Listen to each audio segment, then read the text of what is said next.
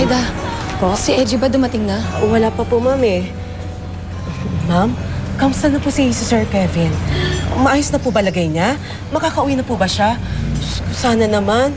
Kawawa naman kasi mga bata kapag kami nangyaring masama sa kanya. At saka... Sorry po, ma'am. Sorry. Sorry.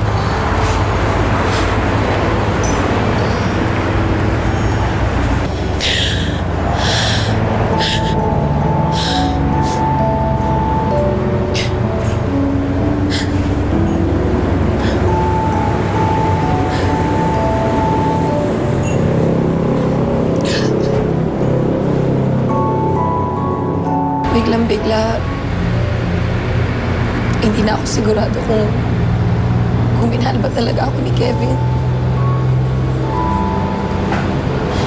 Oo nga't matagal na yung mga sulat na yon bago pa kami kinasal. Pero bakit tinatago pa niya? Hindi ba dapat matagal na niya yung tinapon o kaya sinunog? Ibig sabihin, may nararamdaman pa rin siya para kay Dina. Bakit hindi mo nalang siya iwalayan? Tapos, yung mga anak ko, mawawalan ng ama. Ipaliwanag mo sa mga anak mo na manluloko yung ama nila. Maintindihan nila yun. Hindi. Perry, bata pa masyado yung mga anak ko. Hindi nila maiintindihan yun. Hindi ko kasi alam kung ba't ganyan kayo mga lalaki. Kayo ganyan, puro kayo mabababae. Teka lang. Huwag mo naman sanang lahatin. Hindi naman lahat. Meron pa rin naman yung matitino. Tulad ko. Basta ako, kapag ako nagmahal, pinaninindigan ko. Kung hindi mo hiwalayan si Kevin, anong gagawin mo? Papakamartir ka?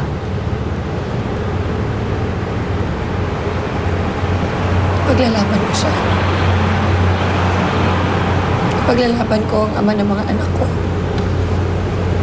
Hindi naman ako papayag na mawalan sila ng ama.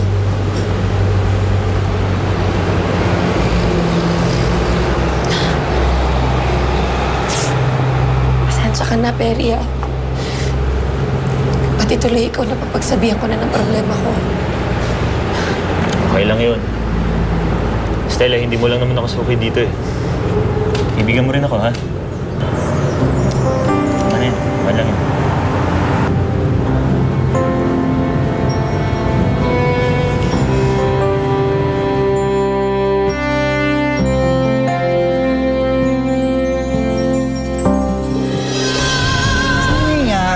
Saan ba tayo pupunta? Kay Dina, nag-text siya sa akin ng assistant niya. Nakabalik na pala ang ahas. Ang lakas ng loob mong i-accuse ako with your lies in front of all these people? Ito ang video na ginawa ni Kevin tungkol sa inyong dalawa.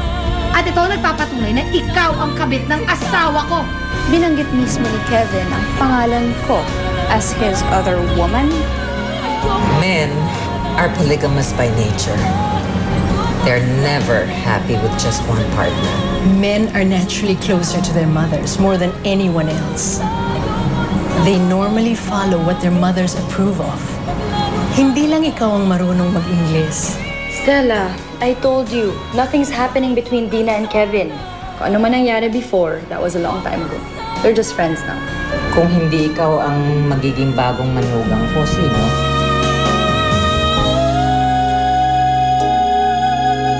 Ay,